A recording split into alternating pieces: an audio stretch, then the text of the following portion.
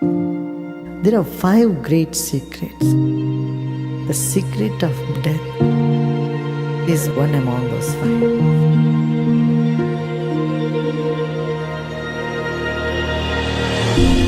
We never question what happens after life. What is death? After that, where do we go? What does one experience during death? It's like changing your clothes, moving from one room to another room. After human life, there are many realms. So then, why do they come back to life? To become free, it has to come back. Is it possible to choose the time of death? Oh, yeah. If you are a good yogi, you can do that. If you know life thoroughly, you know death. If you know death, you know what life is.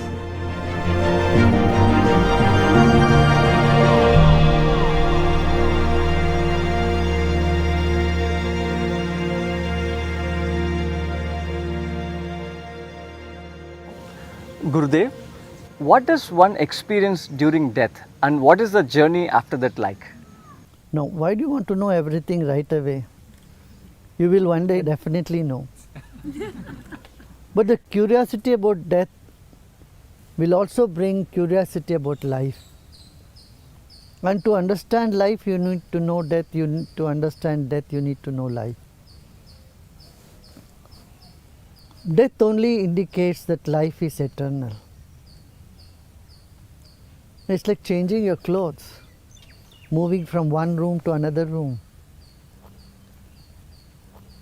After death experience is not an uncommon thing. You have many scientific evidences on this also.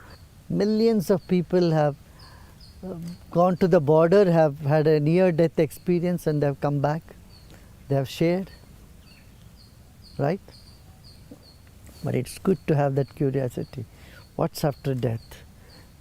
This very question gives a bigger dimension to our life. It expands our awareness, makes us think much bigger than day-to-day events and the circumstances that we face in life. Gurudev, we talk about soul. What is the soul, Gurudev? Is it a wave function, a tattva? Where is it? How big is it? The consciousness, which is all pervading, which is like the wave function, like the radio waves, which is everywhere. But it has certain attributes to it. Then it becomes a soul. What are they? Icha, there is a desire. Dvesh, dislikes, aversions.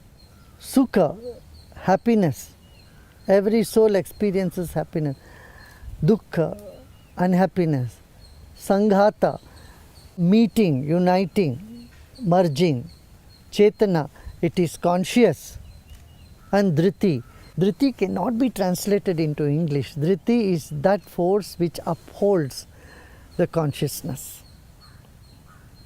So these 7 aspects together give the name soul or a life force.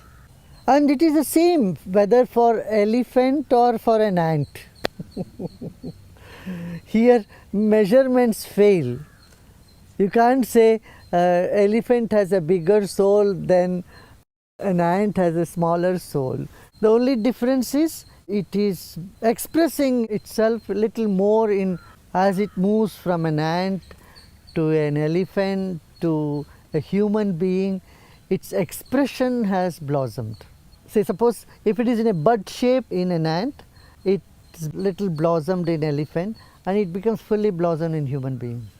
You can also say like paddy and then rice and then puffed rice. But it's the same stuff. Gurudev, are there any other realms than the physical that the soul visits? Of course, there are many realms. Brain is only attuned to a particular bandwidth, that's all. So we are able to perceive only a certain bandwidth of the whole range of existence that we are. See, your eyes can only see to some level, but a cat can see even more than you. Owl can see more than that. So their bandwidth is higher. So the concept of creation as per our cognition, our perceptual ability is very limited. What we cannot perceive from our five senses do exist, and we cannot deny they don't exist. And so there are realms. See, after human life, this self leaves this body and becomes Pretatma. And then from Pretatma, then it becomes Pitru. There is a difference there also. Then Pitru, then they move on to higher realms. Gurudev, does the soul continue to evolve even between lifetimes? Does it continue to drop impressions? Or does it have to take a human birth to evolve? It has to take human birth. Human birth is to evolve. Because impressions goes with the soul. And they keep manifesting within that realm. Like in dreams, see, suppose you are laughing in the whole day, in the dream also you start laughing. Haven't you experienced this? See, your practical experience, if you are crying in the daytime, in this dream also you start crying. If you are happy, haven't you had dreams where you are happy? That's why human birth is very, very important. So when the soul leaves this body, it remains in different realms. But to become free, it has to come back. Gurudev, what are the different ways in which the soul leaves the body? Are some ways better than the other? And do we have a choice on how we want to leave? Soul leaves from the body sometimes through the eyes, sometimes through the mouth. You will see some people's eyes roll and they leave through the eye. Sometimes it goes through the ears, mouth. It can leave through anal region also. And also through the toes. And for yogis, dhyanis, it goes through the Brahmarandra, top of the head. And can we choose, Gurudev? Yeah. If we keep our mind free from cravings, aversions, agitations and hatred, then we go more sattvic, we move up. Rajasic, it moves through different, and tamasic through the anal region. Gurudev, the way we breathe impacts our life. Does the breath also impact death and what happens after that? Breathing assumes its own rhythms and cycle when the soul is leaving the body. So, according to one's karma, the nadi starts working, the soul leaves through the left nostril, or it goes through the right nostril. When it exits through the right nostril, then it is free.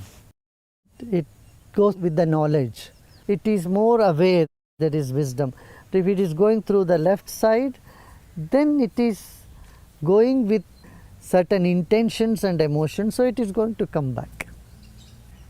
And it is connected in life also. If you see, when the right nostril is functioning, you will find there is more left brain activity, and so you are more alert, you are conscious and you are logical. But when the left is functioning, then your right brain is more active. That means you are more emotional and you have intentions to do something, you have plans.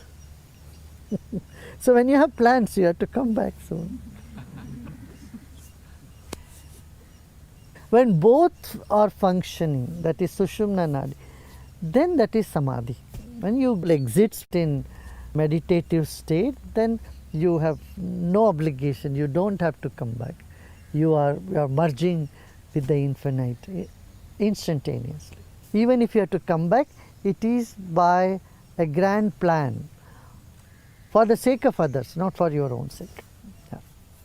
Gurudev, Bhishma chose when to die. Is it possible to choose the time of death? Oh yeah. If you are a good yogi, you can do that. And how does the time of death affect the next life? It's all connected to karma. That's why it said, like the time of birth is important to make one's chart and to get a overall view about what one's life would be. The time of death also has a meaning. हम लोग कहते हैं ना, so पंचक लग गया. The last 5 stars of the zodiac Dhanishta, Shatabisha, Purvabhada, Uttarabhada, Revati. These are the last 5 stars. When a soul leaves at that particular time, when these 5 stars are there, it is said that soul is still very earthbound. It doesn't quickly move on. Like there is a season to sow the seed, only then the seeds will sprout. In the same way, certain days when the soul leaves the body, it remains earthbound for 6 months' time. It still lingers around that place, it gets attached to that place. So that is why Panchaklagya Vartate. That is one belief also. So you don't have to worry on that. Gurudev, some people believe that if they live beyond the age of 84, they're not reborn again. Is that true? Age does not count there at all. Some can remain frustrated even beyond 84, 85. You can see people who are 85, 86 or even 90, they look so sad and they so dull and they are carrying so many cravings, aversions, sadness, disappointment in their mind. See, mind doesn't age, my dear. Body ages. That's why people feel that they have not aged, though their body is aging. There's something in them that makes them feel I'm not aged. This mind which takes the impressions. People who are beyond 80 and all, they get so addicted to pornography. Their body is dysfunctional, but their mind is craving for all those impressions. What impressions they have? You can see people at old age cribbing and being negative, and you can say they will be not reborn. Who says that? People who pass certain age, if they are not in the spiritual realm, or if they are not cultivated a broad mindset, they can still sit and crib. Anybody who cribs will have to come back. Gurudev, when a person dies, the soul is reborn. Then why do we do Shraddh? How does Shraddh help the soul that has already reborn? No, Shraddh is for yourself. Shraddh means Shraddha, that which is done with Shraddha, means with faith. Your sense of gratefulness, your sense of acknowledging their contribution to you, definitely creates certain vibrations which goes beyond this realm. Like prayer goes beyond this realm, the material realm, the physical realm. Similarly, faith, gratitude, acknowledging somebody, and wisdom, they all transcend this physical plane. In that sense, it reaches them. So the custom is you feed the poor people. When a hunger is satisfied, when a desire is fulfilled, there is a sense of gratefulness, of blessing.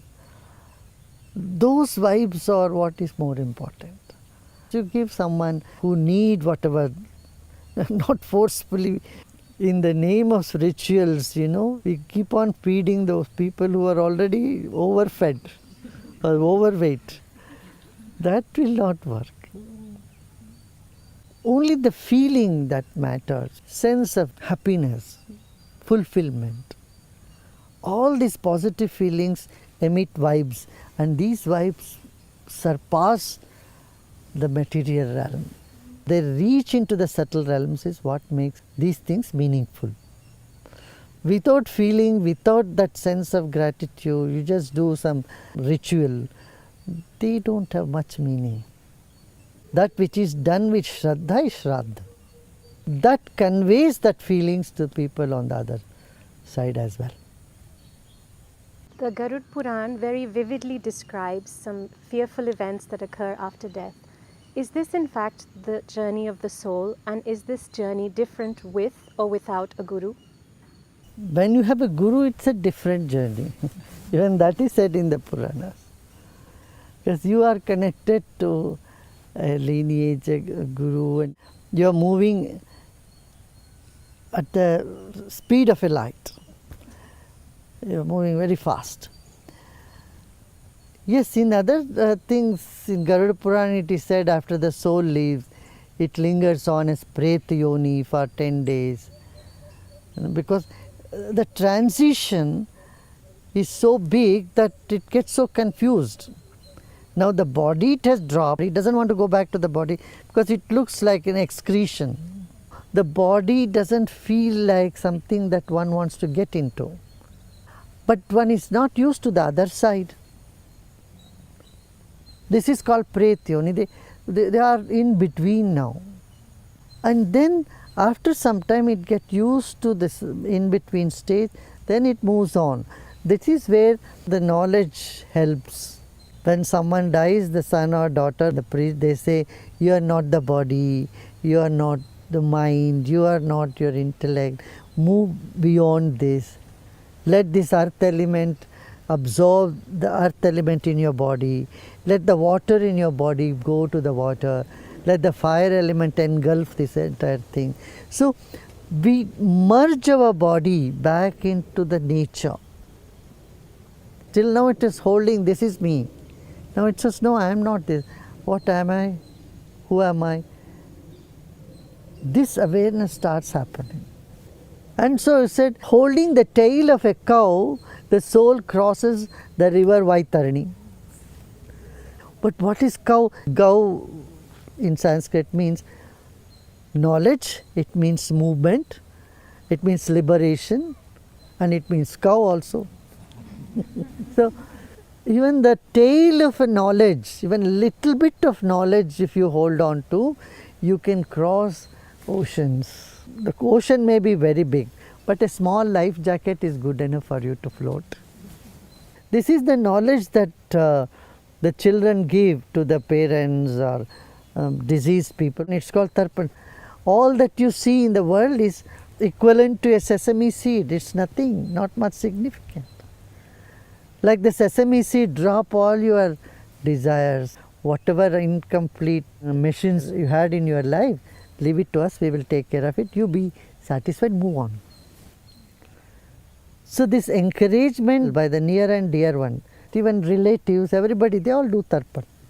Tarpan means be fulfilled, move on.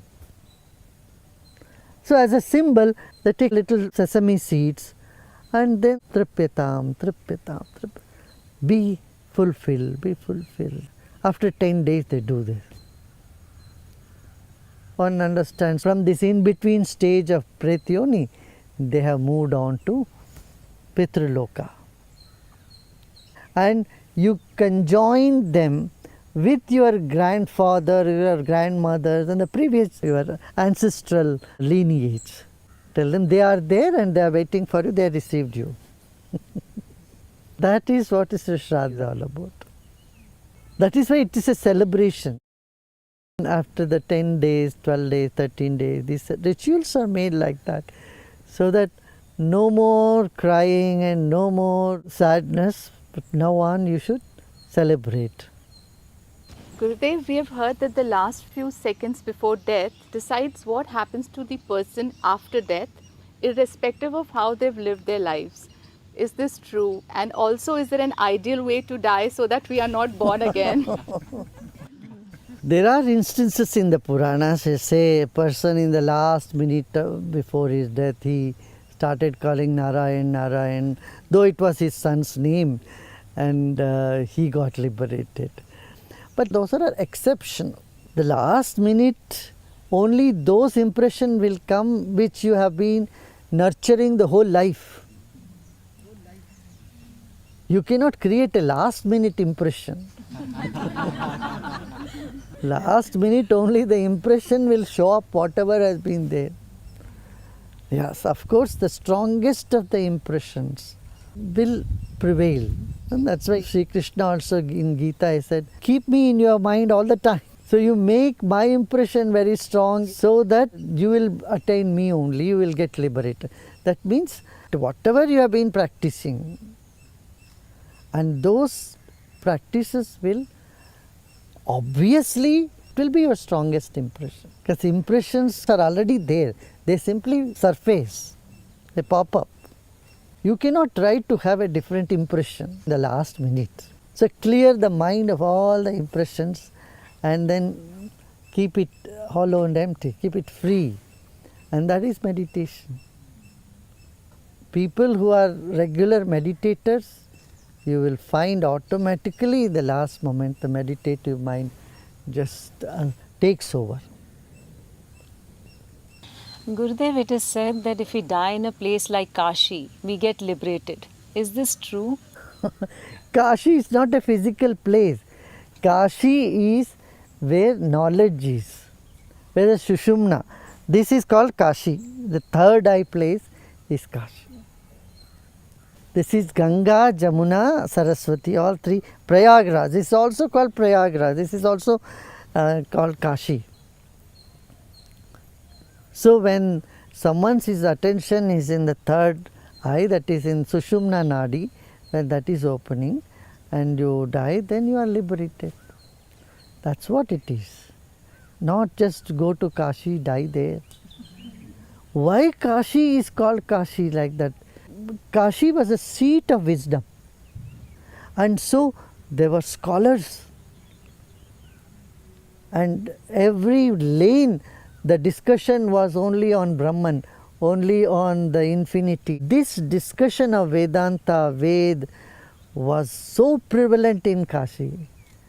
So there was no craving, no aversion, no yelling, no shouting. So even anybody comes into such a Sangha, you would feel elevated. But today it is different. And you don't have to see that only one place is seat of wisdom. Someone passes away in Prayagraj, this is Mukti. Say, if someone leaves their body in Haridwar, that is also Mukti. You go to Himachal Pradesh, there is a place called Mukti Dham. And there is a place called Mukti Dham even in Nepal. And people go there, they get Mukti there. So similarly, Badrinath, Lord Krishna didn't tell Uddhav, you go and die in Kashi. He told him, I am going, you also go to Badrinath. Adi Shankara went to Kedarnath, otherwise he would have left the body in Kashi. He went to Kedarnath, he left the body there. Maharishi Patanjali left his body in Rameshwaram. And Kerala, that is called Parashurama Kshetra. Different places when you leave body, you will attain mukti when you leave body here. So, these are all beliefs, you cannot attach too much importance. Even dogs are dying in Kashi. Doesn't mean they are getting liberated. Buffaloes are dying in Kashi. Kashi means when you are fully aware, the third eye point, where the Sushumna Nadi is awake in you, is active. At that time when you leave, you are liberated. Gurudev, is it true that the soul can choose the family in which it is born? And if so, what drives that choice? Sanskaras. The soul picks up this person. Sanskaras, karmas. You can't even say it chooses them. It just comes into that body. It has no choice. If you have bought a ticket to go to Pune, then you have to board that particular plane which goes to Pune. So if you have bought a ticket to go to Kolhapur and it's a train ticket, you have to go to the train. You can't take that ticket and go somewhere else and sit in someone. They won't even let you go. Like that. Gurudev, when someone commits suicide, what happens to the soul? It's like someone feeling very cold and they are removing their jackets. They feel even more cold. That's why I say it's the most foolish thing one does. And it takes long time for that spirit to understand and come out of the regret. Because it has left the body, but it couldn't leave away all those garbage it is carrying with it, all the misery and all the suffering and pain. It has not gone.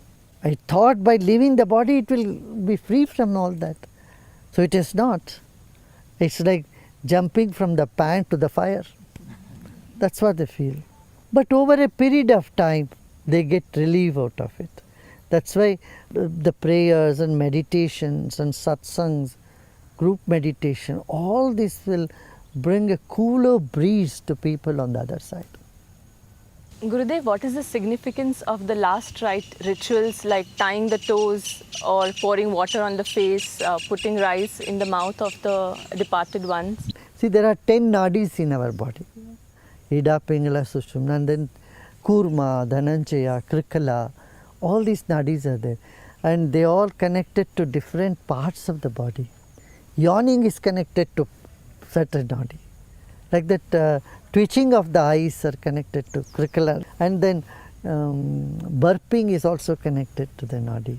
Now, when the causal body leaves, the subtle body is still there. The nadis are functioning a little bit. Gross body, of course, there could be some warmth, and it takes some time for the body to become cold. The Dhananjay nadi runs through both the toes. So they tie the toes together so that the Dhananjay nadi is balanced. So the Vayu Tattva escapes through the feet. Otherwise, what would happen is Dhananjay nadi imbalance can bloat the stomach. And they say there is a possibility of people's stomach bursting. This is what the ancient people have seen. Interestingly, for sannyasis you make them sit in Padmasana. Enlightened people, you know, the pranavayu is escaping through Brahmarandra already. So sannyasis, their toes are not tied. They are made to sit in Padmasana. And 5 elements are given sanskara to the body, because the body is made up of 5 elements. So rice is a symbol of earth element. So first you put rice, and then you put water element. You give them a bath. The water which is sanctified with chants. Then you pour the water energized with the mantras on the body. Or Ganga Jal. When a child is born, the first thing we do is bathe the child. So the last thing we do when the body is being disposed away is to bathe it and see it off with dignity. Then you take to the Agni Sanskar, the fire element. All the 5 elements are invoked so that the body can merge back into those 5 elements. These are the things that people knew from long time. Being aware of what is happening with the gross, subtle and the causal. So pouring water is not some shock treatment or any such thing. You don't need to shock a dead body. Gurudev, why is that in some cultures they cremate their dead? I think it is a very good practice. Number one, just imagine billions of people on the planet if everybody occupies so much of space. Second is the 5 elements should merge back into the 5 elements. See, nature does like that. When the animals die, other animals will come and they just make sure that nothing remains. It's only humans, we put the bodies in the coffins, we store it. We make a symbol, sign on top of it. But how many you can do like that? From an environmental point of view, the ancient people from many cultures, they knew this is the best way to save the nature. Can spirits possess any person? And if yes, can devas and higher spirits also possess people? Possessing is a very tough word. I would say spirits can be channeled through people. Devas do channel. Very weak mind, weak spirit feel that they have been possessed by some entities. They simply have to realize they are much stronger than these feelings and emotions, vibrations that come to them. But one is in any path, one who is doing meditation or this, no spirit can come close to them because the spirit is very strong. Gurudev, there is no experience or knowledge of death while we're alive. Is it possible to have that experience while we're alive so the fear of death goes away? You do experience when you are in deep love that you are not the body. When you are in deep meditation, you experience I am not the body. I am not the body at all. So, Sudarshan Kriya, when you do it, what you feel? You feel you are not the body or consciousness. These experiences are there. And these things will take away the fear to a great extent. A little string of fear, when nature feels it is needed in you, it will keep it. That's why it's called abhinivesha. A little bit of lesha avidya, a little bit of avidya means little bit of ignorance and a little bit of fear. Nature would keep, because fear is like that shell, that membrane around the seed. That membrane leaves when the seed is sprouting, but till then it protects the seed, correct? In the same way, a child is induced with little fear so that it goes here and there and runs back to mother. Suppose it has no fear and it will go away anywhere, because that fear brings the child back to the mother. In the same way, nature keeps certain fear here, there. Meditation and wisdom, dhyan and gyan are the way to overcome them. Gurudev, is it possible to bring the dead back to life? Well, there are instances where people have come back to life. Near-death experience is what we say. Clinically, people were dead and then they have come back. There are so many such cases that has happened. But there is nothing like somebody is dead and you are buried them and then you do some mantra, tantra and bring their life back. Just don't believe in these sort of things. As far as I am concerned, I think such things we should not even keep in mind. I know about a sant who has passed away. He said, I'll come back, and they're keeping their body in freezer for years together. And they believe that the saint is going to come back. He may come back. Why would he choose the same body which is so old?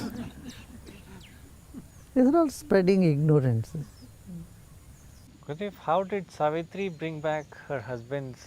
It is the same thing like a near-death experience. People clinically dead and they wake up, get into a state of suspended animation for some time and then they wake up. This happens, but it's not by someone's effort that they do some mantra and tantra and they try to bring their body back. If they do it, it is only through some other spirit, not the same person, I tell you. You can invoke some spirit and put it in the body, but those things doesn't work too long. I think it's an area which is worth avoiding. Gurudev, many people who have had near-death experience, they describe it as a very beautiful, peaceful state to be in. So then why do they come back to life? And who decides that they can come back to life? Karma. It's the karma which decides. Whenever a soul exits from this realm, it doesn't even feel this realm is bad. No. Oh, it's good. You had a good time. See, people like horror movies, don't they? You don't say only I like comedy movies. No, you like tragedy movies, thrillers also, you like horror films also. Like that, people say, oh, it was good. Because you know it has not affected you a bit. Nothing could take away your sheen and shine. So, when you are total, when you are intact and when you are invincible, you won't mind. It's like taking mud bath. You know, when people take mud bath, it looks so horrible. But if you think you're going to be like that all the time, or your skin has become mud, you would sit and cry, you know, it's just a mud bath, and for a while you soak in sunlight and then you go back and take a bath. How do you feel? You feel good. In the same way, in whatever role we had to play, we assumed, we chose, you know, that was good. That is why there is an eternal peace, a peace that cannot be destroyed. Shashvat shantim nigacchati. Lord Krishna says, one who comes to me, they attain such a permanent peace that nobody can shake it.